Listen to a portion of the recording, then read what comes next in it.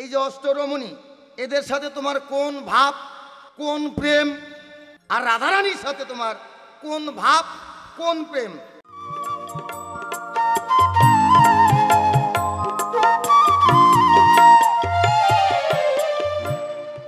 শোনো শোনো ও ভগবান, আমি তোমার কাছে দ্বিতীয়বারে জানতে চাই, সূক্ষ্ম সূক্ষ্ম জবাব দিবা এই ধর্ম সভায়।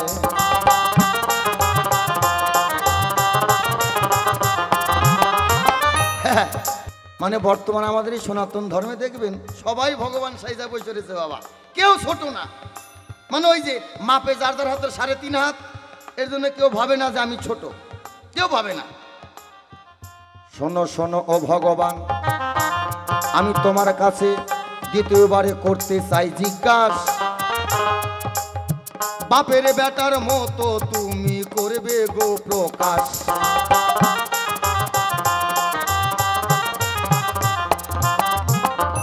অষ্টরমণী তোমার আছে গো, সকলের আছে জানা, আর একটা সাথে আছে, তাহার নামটা রাধা, সবার কিন্তু চেনা।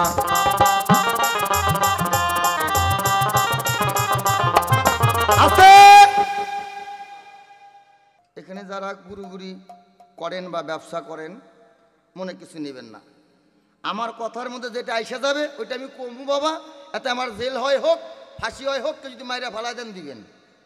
উচিত কত কম আসি, জীবনের আসি আর না আসি। তাহলে ভগবানের কাছে আমার জানার আস, এই যে তোমার অষ্টরমণী, অষ্টমহর্ষি, এটা নারী। তারপরে তোমার কাছে রয়েছে আর একজন রাধারানী, সেটাও নারী। তাহলে আমি তোমার কাছে জানতে চাই, এই যে অষ্টরমণী, এদের দেহেতে যা আছে রাধারানীর দেহেও তাই আছে। আচ্ছা, এই যে অষ্টরমণী, এদের সাথে তোমার কোন ভাব, কোন প্রেম, আর রাধারানীর সাথে তোমার কোন ভাব, কোন প্রেম? এই যে রমণী থাকতেও তুমি রাধারানী, বা রাধারানী থাকতেও ধরলে তুমি রমণী, দুইজনের সঙ্গে দুই দলে কি একই ভাব, একই প্রেম? যদি আলাদা থাকে সেটাও বলবেন, আর যদি বলেন যে না একই। কারণটা কি জানেন? এই যে যারা গুরুগুরি করে তারা, হ্যাঁ বাবা বলবো বলবো বলবো কি বলবো, আপনারা মানা করলে কি আমি না কয়ে যাইব নাকি? ওই জাতের ছেলে আমি না। হ্যাঁ, দেখবেন এই যে সক্রিয়ার পরক্রিয়া, সক্রিয়ার পরক্রিয়া বলতে আমাদের সনাতন ধর্মে একটা কারখানা খুলেছে বাবা, এই যে পরক্রিয়া। তাহলে রাধারানীর সঙ্গে আপনার কোন ভাব, কোন ক্রিয়া? অষ্টরমণী মহর্ষি আছে, তাদের সঙ্গে কোন ভাব, কোন ক্রিয়া? ভালো করে যাবেন একটু বলিয়া, কারণ এখন করে দেখবেন কিছু কিছু গুরুরা আছে, তারা পরক্রিয়ায় রমরমা মার্কেট বাবা, তারা ফ্যাক্টরি খুলে ফেলে দিয়েছে। নকল হতে সাবধান। বলে আমি তোমার, তুমি আমার, মন্ত্র দিলেই নাকি সে তার, উনি ওনার। কয় তোমার দেহ ভাণ্ড শুদ্ধ করতে লাগবে, বাটাম নিবেন হাতে, বাটাম। শাল কাঠের বাতা হলে 2-1 বাটাম হলেই কাফি। আমার মতো গুনে ধরবে না জীবনেও। এরকমই দেখছেন, আরো 10 বছর এরকমই থাকুন, যদি বাইসা থেকে মরে গেলে তো গেলামই। তাহলে এই যে সক্রিয়ার পরক্রিয়া মানেটা কি, এইটাও একটু আমার দয়াল তোমার কাছে জানার আছে বাকি। বর্তমান মতবাসী যারা পরক্রিয়ায় মেতে রয়েছে তারা, তাহলে যে রাধারানীর যে নিজের বউ থাকতে আর একটা ঘরে যাওয়া, ওটাকে কি পরক্রিয়া বলা হয়? নাকি পরক্রিয়া বলতে আরো কিছু বস্তু আমাদের সমাজে রয়? আমার গৃহিণী আছে, সে থাকতেও আবার আর এক জায়গায় যাচ্ছি, এটা কোন স্বভাব? আপনার কাছে দ্বিতীয়বারে এতটুকুই জিজ্ঞাসা, সুন্দর করবেন প্রকাশ। এর আগের আসরে কোন জায়গায় ছিল, দ্বিতীয় আসরে লাভ দিয়ে কোন জায়গায় গেল বাবা? আমি এখন কোন জায়গায় দাঁড়াই? মানে কিছু কিছু ভক্তের জন্য ভগবান এত বিপদে পড়ে, তো সেই বিপদ আজকে বিভূতি সন্ন্যাসীর ঘাড়ে। দ্বিতীয়বারে জিজ্ঞাসা করলেন তাই যে ভগবান কৃষ্ণ, ওটা তো ভালোই হয়েছে, যা করেছো ভালোই করেছো, কিন্তু এই জায়গাটা একটু গন্ডগোল করে ফেলেছে। ভগবান গন্ডগোল করেছে কি, যে নিজের 16,000 রমণী, 16,000 বউ, তারপরে দ্বারকায় 8 রমণী, এরা থাকতেও তুমি পরকীয়া করো। কার সঙ্গে? রাধার সঙ্গে। তোমার এই কর্মের জন্য তুমি করেছো, তাই তোমার দেখা দেখি বর্তমানের কিছু গোসাই যারা নিজের বউ থাকতেও তারাও পরকীয়া করে বেড়ায়। তারা হ্যাঁ আশ্রম খুলে নিয়েছে বাবা। হ্যাঁ, এই পরকীয়া করার জন্য আশ্রম খুলছে। অনেক আশ্রম আছে, কত আশ্রমের কথা বলবো, নাম ধরে বলছি না। তাহলে এটা একমাত্র তোমার কারণে। বড় জটিল কথা বাবা। এই জায়গায় সমাধান দেওয়ার মতো পরিস্থিতি আমার কাছে আছে কি নাই জানি না বাবা, দেখা যাক।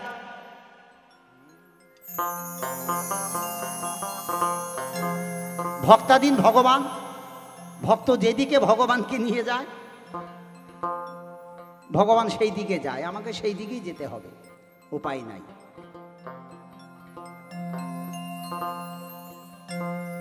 ওরে কঠিন নয় মন সহজ সাধো, তাই তো বলে সহজিয়া।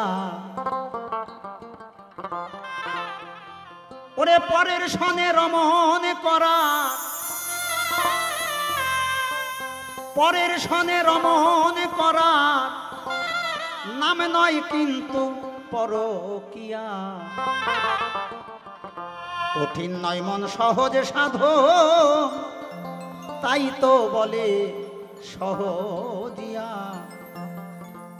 পরকীয়া করতে পারো পরের সঙ্গে বাদ দিয়া, পরকীয়া করতে পারো পরনারী বাদ দিয়া, পরকীয়া করতে পারো যোনিলিঙ্গ বাদ দিয়া। যেখানে যোনিলিঙ্গের সম্পর্ক হয় ওটাকে পরকীয়া কয় না, ওটা অবৈধ কর্ম বলা হয়। ওই জন্য অনেক গোসাইরা মায়েরও খায় বাবা, দাবারও খায়। এটা অবৈধ কর্ম বলা হয়। তাহলে পরকীয়া করতে পারো পরের সঙ্গে বাদ দিয়া, পরকীয়া করতে পারো পরনারী বাদ দিয়া, পরকীয়া করতে পারো যোনিলিঙ্গ বাদ দিয়া। আগে রাধা কৃষ্ণের তত্ত্বটা তোমাকে জানতে হবে। রাধা কৃষ্ণের মিলন, এই মিলনটা কোনো দেহাতি দেহজ মিলন না, দেহের সঙ্গে দেহের মিলন না। এই মিলনটা হচ্ছে দেহাতীত, দেহাতীত মিলন। গতকালকে একটা শ্লোক বলেছিলাম চৈতন্য চরিতামৃতে, যে রাধা কৃষ্ণ জৈসে একই স্বরূপ, লীলা রস আস্বাদিতে ধরিল দুই রূপ। সেই লীলা রস আস্বাদিতে তারা দুইজন হইলেন সাকার। কৃষ্ণ ভ্রমর, রাধা প্রেমের আখর। কৃষ্ণের নাই কায়া, রাধার নাই দেহ, রসিক ভক্ত বিনা বই ইহা বুঝিবে না কেহ। তা যার কায়া নাই, যার দেহ নাই, তার দেহজ মিলন কোথায়? না, এই মিলন দেহজ মিলন নয়, এই মিলনটা হচ্ছে দেহাতীত মিলন, মানে আত্মার সঙ্গে আত্মার মিলন, দেহের সঙ্গে দেহের মিলন না। কিন্তু যখন কৃষ্ণ রাসমঞ্চে বাঁশি বাজালেন রাত 12টার পরে, গোপীরা ছিলেন যে যে অবস্থায় ছিল সেই অবস্থায় বাঁশি শুনে রওনা দিলেন। কারো খোপা অর্ধেক বাঁধা হয়েছে, কেউ এক পায়ে আলতা পরেছে, কেউ সিঁদুর দেবে দেবে ভাবছে। এই মতো অবস্থায় পাগলিনী ন্যায় তারা ছুটছে। কিন্তু এক গোপীকে বাধা দিলেন তার স্বামী, যে এত রাত্রে তুমি কোথায় যাবে? গোপী বললেন, তুমি আমাকে বাধা দিও না, আমাকে যেতে দাও। তার স্বামী অর্ডার দিলেন, একে বাঁধ। দড়ি দিয়ে বাঁধলেন। যখনই গোপীকে বাঁধলেন, গোপী মনে মনে ভাবলেন, এরা মনে মনে ভাবছে গোবিন্দের সঙ্গে আমাদের দেহের সঙ্গে কোনো মিলন আছে, দেহের সঙ্গে কোনো যোগ আছে, কিন্তু এরা তো জানে না আমার গোবিন্দের সঙ্গে আমাদের মিলন আত্মার সঙ্গে আত্মার মিলন। তো এরা তো আমার দেহটাকে বেঁধেছে, আমার আত্মাটাকে তো বাঁধতে পারবে না। তাই আত্মাকে বললেন, ওরে আত্মা, তুই এই নশ্বর দেহ ছেড়ে তুই চলে যা। এরা আমার দেহটাকে বেঁধেছে, আমার আত্মাটাকে বাঁধতে পারে নাই। এরা বুঝতে পারে নাই গোবিন্দের সঙ্গে আমাদের কি মিলন হয়। এই মিলন হয় আমাদের আত্মার সঙ্গে আত্মার মিলন। তাই রাধা কৃষ্ণের মিলনটাই দেহাতীত মিলন। তাই গানের ভাষায় বললেন, পরের শানে রমণ করা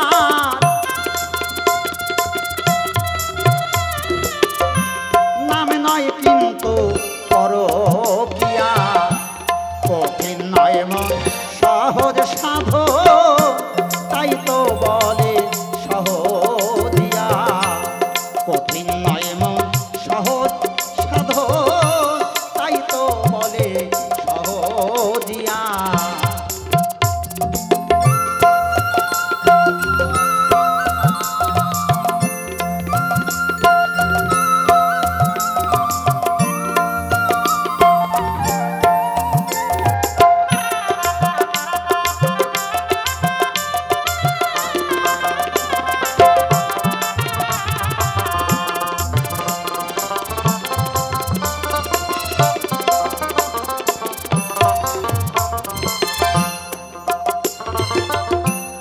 মেয়ে মানে ভাবে রমণী,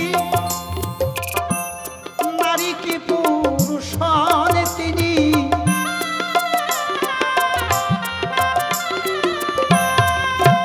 এই দেহ রতি দান করেছে তিনি,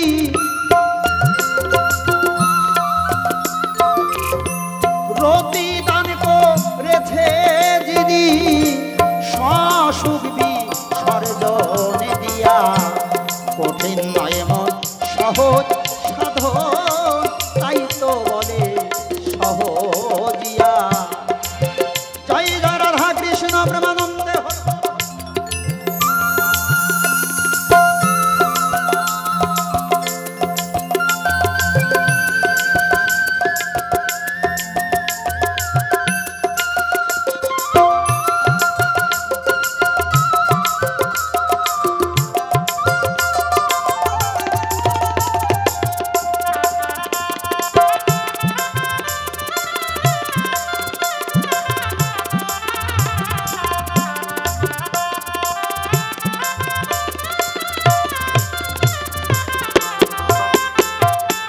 তাহলে রাধা কোন তত্ত্ব? আর দ্বারকার যে অষ্টমহর্ষি রুক্মিণী, সত্যভামা, জাম্ববতী, এরা কোন তত্ত্ব? তত্ত্বটাই আলাদা। লক্ষ্মী নারায়ণ কোন তত্ত্ব? রাম সীতা কোন তত্ত্ব? শিব দুর্গা কোন তত্ত্ব? রাধা কৃষ্ণ কোন তত্ত্ব? এই জগতের স্বামী স্ত্রী এটা কোন তত্ত্ব?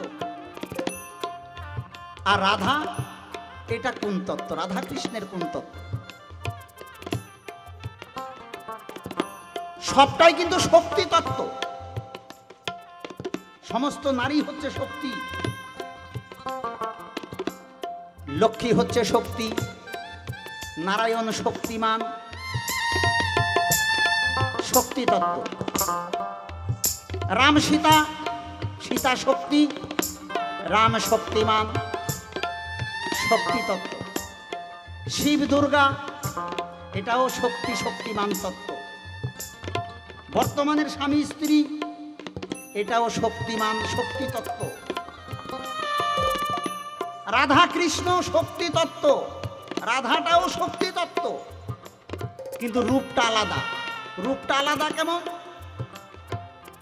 রাধা হচ্ছে প্রেয়সী রূপা শক্তি তত্ত্ব, প্রেয়সী রূপা শক্তি তত্ত্ব। সীতার সঙ্গে রামের এটা স্ত্রী রূপা শক্তি তত্ত্ব। লক্ষ্মীর সঙ্গে নারায়ণের স্ত্রী রূপা শক্তি তত্ত্ব। শিব দুর্গা এটা স্ত্রী রূপা শক্তি তত্ত্ব। দ্বারকায় কৃষ্ণের অষ্টমহর্ষি সবাইকে বিবাহ করেছিলেন, দ্বারকা স্ত্রী রূপা শক্তি তত্ত্ব। জাগতিক জগতেও স্ত্রী রূপা শক্তি তত্ত্ব, কিন্তু রাধার সঙ্গে কৃষ্ণের শক্তি তত্ত্ব বটে, এটা হচ্ছে প্রেয়সী রূপা শক্তি তত্ত্ব। নিতাই গৌরী প্রেমানন্দে হরি বল হরি বল।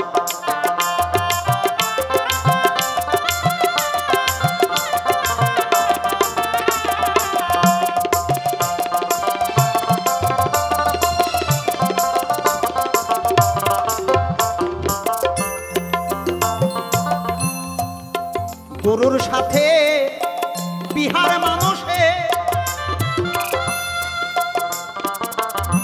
দেহের পরমাত্মা ছুটে আসে, ও তার জীবাত্মার পাশে।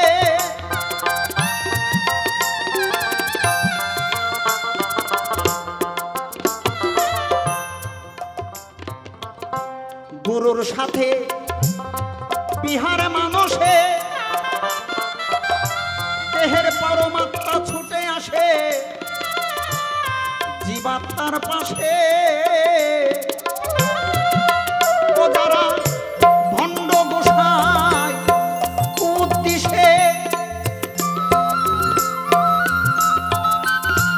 যারা ভণ্ড গোসাই উদ্দেশ্যে মত্ত হয় ভুল বোঝাইয়া, কঠিন নয় মন সহজ সাধন, তাই তো বলে সহজিয়া। কঠিন নয় মন সহজ সাধন, তাই তো বলে সহজিয়া।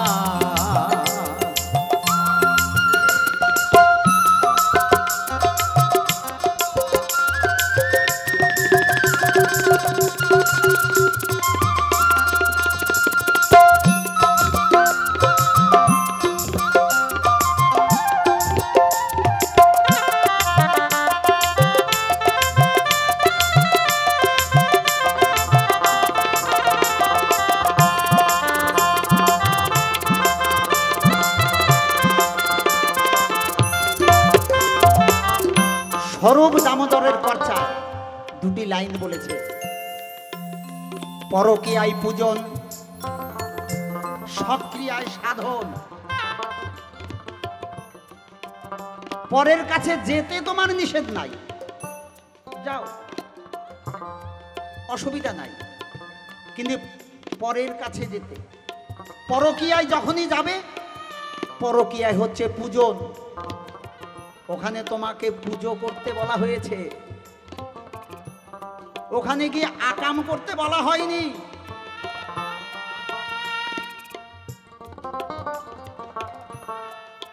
ওখানে আকাম করতে বলা হয়নি। পরকীয়ায় পূজন আর সক্রিয়ায় হয় সাধন। অর্থাৎ পরমের সঙ্গে যিনি ক্রিয়া করেন, পরমের সঙ্গে যিনি করেন ক্রিয়া, তার নাম হচ্ছে পরকীয়া। পরমের সঙ্গে ক্রিয়া কে করবেন? না জীবাত্মা। জীবাত্মা রাধা, জীবাত্মা রাধা পরমের সঙ্গে ক্রিয়া করবেন। এটা কোনো দেহাতীত নয়, দেহজ নয়, দেহাতীত। আত্মার সঙ্গে আত্মার মিলন। অর্জুনকে বলেছিলেন না কৃষ্ণ, অর্জুন নিজের আত্মা দিয়ে তোমার আত্মাকে ধরতে হবে, তোমার আত্মা দিয়ে আত্মাকে ধরতে হবে, কেউ ধরে দিতে পারবে না। তাই জীবাত্মা যখন পরমাত্মার সঙ্গে করেন ক্রিয়া, এইটার নাম হচ্ছে পরকিয়া। নিতাই গৌরী প্রেমানন্দে হরি বল হরি বল।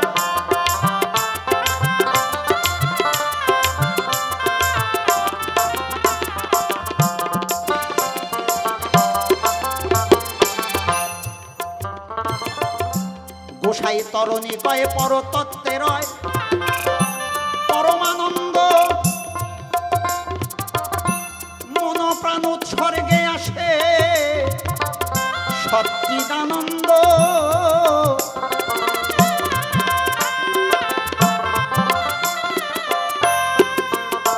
গোসাই তরণী কয়ে পরতত্ত্বের রয় পরমানন্দ,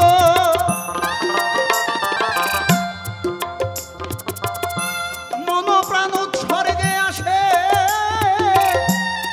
সচ্চিদানন্দ। আগে ত্যাগ করিয়া মনে দ্বিধা দ্বন্দ্ব, আগে ত্যাগ করিয়া মনে দ্বিধা দ্বন্দ্ব, বিকার শূন্য করহিয়া কঠিন নয় মন সহজ সাধন, তাই তো বলে সহজিয়া। শোন শোন ভক্ত আমার তোমারে জানাই, আর একটু কিছু কথাই আমি তোমায় বলতে চাই। রজকিনের জন্য চণ্ডীদাস 12 বছর বর্ষি বাইল, 12 বছরের মধ্যে একটাও মাছ নাহি তো ধরিল। বর্ষি ফেলে এইদিকে আর রজগুনি ওইদিকে তাকিয়ে আছে, ওইদিকে বর্ষির দিকে চোখ নাই। রজগুনি বিধবা, তো রজগুনির আর বুঝতে বাকি থাকলো না যে 12টা বছর ধরে বর্ষি বাইছে, কোনোদিন মাছ ধরতে দেখলাম না, কি জন্য বাইছে এটা কি আর বুঝতে বাকি থাকে? 12 বছর পরে চণ্ডীদাস রজগুনি মনে মনে ভাবছে, এমন ধৈর্যবান পুরুষ তো আমি দেখি নাই, এমন ধৈর্যবান পুরুষ যদি না হয় তাহলে আমার কৃষ্ণ ভজন হবে না, আমার হবে না, এরকম ধৈর্যবান পুরুষ চাই। তাই রজগুনি ডাক দিয়ে বললেন, চণ্ডীদাস মাছ কি পেলে? বলে 12 বছর পরে আজকেই মাত্র একটা টিপ দিল। রজগুনি ইশারা দিয়ে বললেন, আমার গৃহে আজকে এসো, আমার বাড়িতে এসো। চণ্ডীদাস আনন্দে আটখানা করে নাই দেরি, বাড়িতে গিয়ে নতুন ধুতি পরে রাত্রেবেলা উপস্থিত হলেন তাড়াতাড়ি রজকিনীর বাড়িতে। ঘরের বাইরে থেকে ডাকছে, রজকিনী কে? আমি চণ্ডীদাস। তুমি চণ্ডীদাস এত রাত্রে এখানে? বলে তুমি তো আমাকে আসতে বললে।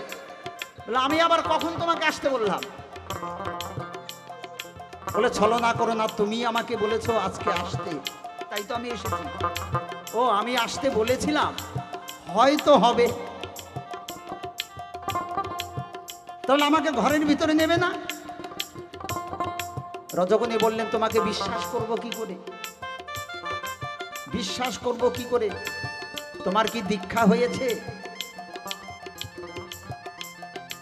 তোমার কি দীক্ষা হয়েছে? বলে না, দীক্ষা হয়নি।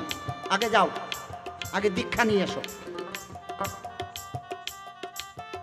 চণ্ডীদাস ছুটে চললেন, দীক্ষা নিলেন। দীক্ষা নিয়ে ফিরে এসেছে। রজকিনী, আমি দীক্ষা নিয়েছি। কোন মন্ত্রে দীক্ষা নিলে? বলে কেন, কৃষ্ণ মন্ত্রে। ও কৃষ্ণ মন্ত্রে, তাহলে এবার আমাকে ঘরে ঢুকতে দাও। তোমার সঙ্গে, তোমাকে যে আমি ঘরে ঢুকতে দেব, তোমার সঙ্গে আমার সম্পর্ক কি বলো? চণ্ডীদাস বলো, তোমার আমার সঙ্গে সম্পর্ক কি? চণ্ডীদাস বলছে, আমি তো জানি না। যাও, গুরুর কাছে যাও, শুনে আসো যে তোমাকে দীক্ষা নেবার উপদেশ দিলেন সে তোমার সম্পর্কে কে হবে। আবার চণ্ডীদাস পাগলের মতো ছুটলেন গুরুদেবের কাছে, যে গুরুদেব, যে আমাকে দীক্ষা নিবার জন্য আপনার কাছে পাঠিয়েছে সে আমার সম্পর্কে কি হয়? গুরুদেব বললেন যদি পুরুষ হয় তাহলে তোমার হবে বাবা, আর যদি কোনো নারী হয় হবে মা। হরি বল হরি বল। যদি নারী হয় তাহলে হবে তোমার সম্পর্কে মা। চণ্ডীদাসের কাম হয়ে গেছে না বাবা? চণ্ডীদাসের কাম হয়ে গেছে। আর চণ্ডীদাস গেল না, ঘরের মধ্যে বসে আছে। উনি তো লেখালেখি করতেন। রজকনি বুঝতে পারলেন চণ্ডীদাস তো রাগ হয়েছে। একটা সর্ষের তেলের প্রদীপ জ্বালিয়ে হাতে করে, একটা বস্ত্র পরিধানে, একটা বস্ত্র তার বক্ষ আচ্ছাদন করা, পূর্ণিমা রাত্রে এসেছে। ঘরের জানালার খোলা, দেখছে চণ্ডীদাস বসে আছে। আর রজকনি সর্ষের তেলের প্রদীপ হাতে করে চণ্ডীদাসের দিকে এক ধ্যানে তাকিয়ে আছে, এক ধ্যানে তাকিয়ে আছে। তাকিয়ে থাকতে থাকতে রজকিনীর হাত থেকে সর্ষের তেলের প্রদীপ কখন যে পড়ে গেছে এটা রজকিনী জানে না। চণ্ডীদাসের দিকে তাকিয়ে থাকতে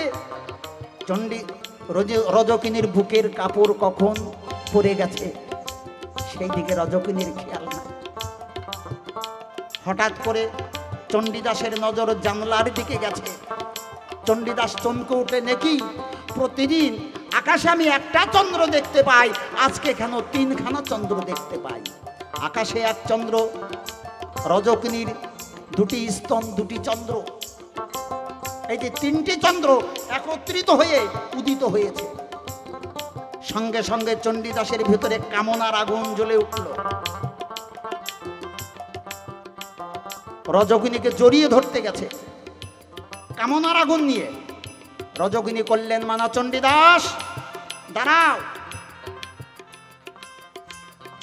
দাঁড়াও। এ কি, তোমার চোখে কেন আমি কামনার আগুন দেখতে পাচ্ছি? আমি তো এই ভজন করতে তোমার কাছে আসি নাই। তুমি যদি কামনার আগুন নিয়ে আমার কাছে আসো তাহলে প্রত্যেকটা নারীর দেহে আছে একটা করে মহাশ্মশান। সেই মহাশ্মশানে প্রতিনিয়ত জীব সত্তা পুড়ে ছাই হয়ে যাচ্ছে। নিতাই গৌরী প্রেমানন্দে হরি বল হরি বল। আমি তো এই ভজন করতে তোমার কাছে আসি না। কামনার আগুন নিয়ে আমার কাছে আসলে তোমার জীব সত্তা পুড়ে ছাই হয়ে যাবে। তুমি না চণ্ডীদাস বলেছ, যাইবি দক্ষিণে বলিবে পশ্চিমে, থাকিবি পূর্ব মুখে, গোপনে পীড়িত গোপনে রাখিবি, তবেই তো থাকিবি সুখে।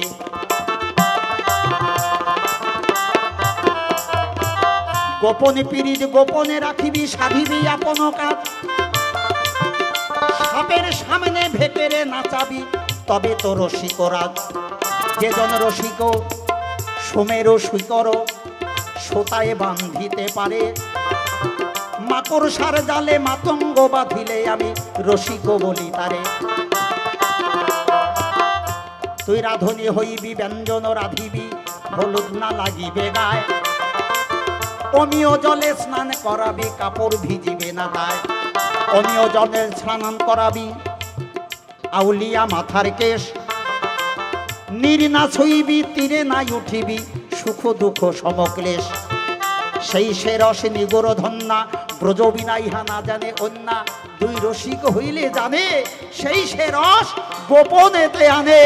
নিতাই গৌরী প্রেমানন্দে হরি বল হরি বল। এটা না তোমার লিখনিতে আছে চণ্ডীদাস? চণ্ডীদাসের ভুল ভেঙে গেল, তাই তো। আমি যে কামনার আগুন নিয়ে যে যাচ্ছিলাম, এটা তো আমার দেহজ মিলনের জন্য যাচ্ছিলাম। এই ভজন তো কৃষ্ণ ভজন নয়। তাই তিনি কলম দিলেন। কি কলম দিলেন? তারণামৃত কারণামৃত আহামরিকে লাভামামৃত, এই ত্রিধারাই করতে হবে স্নান। স্নানে যদি দগ্ধ হয়, স্নানে যদি শুদ্ধ হয়, ত্রাপির দগ্ধ প্রাণ, ত্রিতাব দগ্ধ প্রাণ, প্রথম দ্বারেতে মদের বসতি, দ্বিতীয় দ্বারেতে আসক অবস্থিতি, তৃতীয় দ্বারেতে কন্দর্প রয়, চণ্ডীদাস ইহা ভজনে জানিয়া কয়। এই যে নারীর দেহে 3 দিনে 3টি সম্পদ আসে। প্রথম দিনে মদের বসতি, মানে নেশা নেশা ভাব। দ্বিতীয় দ্বারেতে আসক অবস্থিতি, সেই দিন মধু। তৃতীয় দ্বারে কন্দর্প, সেই দিন হয় কামের উদয়। এই প্রাকৃতিক কাম বাদ দিলে পরে যখন অপ্রাকৃত কামে চলে যায়, সেই নারীর স্পর্শ যদি কোনো পুরুষে পায়, সে আর গৃহে থাকতে পারে না। সে দুবাহু তুলে হরে কৃষ্ণ হরি বলে বৃন্দাবনে চলে যায়। নিতাই গৌরী প্রেমানন্দে হরি বল হরি বল। এইটা হচ্ছে রাধা কৃষ্ণের ভজন। দেহের সঙ্গে দেহের কোনো সংযোগ নাই। এটা যদি কেউ বোঝে কৃষ্ণ পরকীয়া করেছে, তাহলে তার বোঝার ভুল। তাকে বলবো চৈতন্য চরিতামৃতটা ভালো করে পড়বেন আর ওইটাকে ভালো করে বুঝবেন। যদি নিজে না বুঝতে পারেন, কোনো মহতের কাছে গিয়ে বুঝবেন এটা কি। কিন্তু উল্টো পাল্টা ব্যাখ্যা করে জীব জগৎকে বিভ্রান্ত করবেন না, এটা অনুরোধ রইল। জয় গুরুদেব।